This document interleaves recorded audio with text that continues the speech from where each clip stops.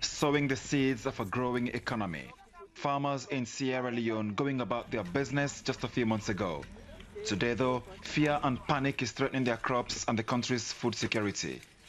The UN's International Fund for Agricultural Development says because of Ebola, fields have been deserted, and the warehouses like this could soon follow suit.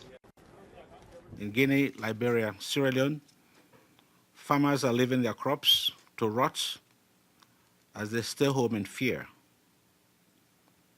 In Sierra Leone, up to 40% of farms have been abandoned in the worst affected areas.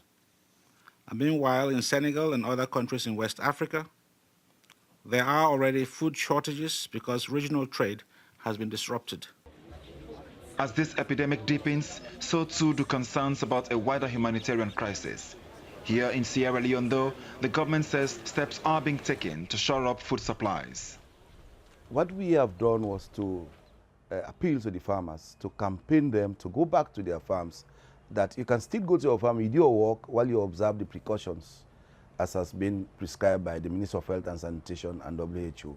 So we have seen a return to the farm by our farmers, and they've been working. So those farms that were to be abandoned, some of them are now being attended to. And as I am speaking to you, most of the farms are now ready for harvest, especially the Bully Rice Farm, which is a very major source of local rice in the country. It's now ready for harvest. So the farmers are listening that they can still go and do their work despite the Ebola outbreak. The food security issue and the negative economic impacts have hampered the purchasing power of the most vulnerable households.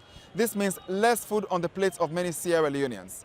The UN says assistance should be given to those who can farm in areas not badly affected by Ebola.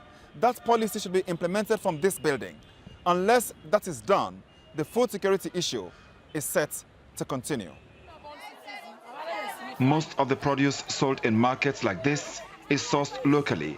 But with claims the country's main harvest is now at risk, Sierra Leoneans can add feeding their families to the list of challenges this unprecedented outbreak has brought. Umaru Fofana, BBC News, Freetown.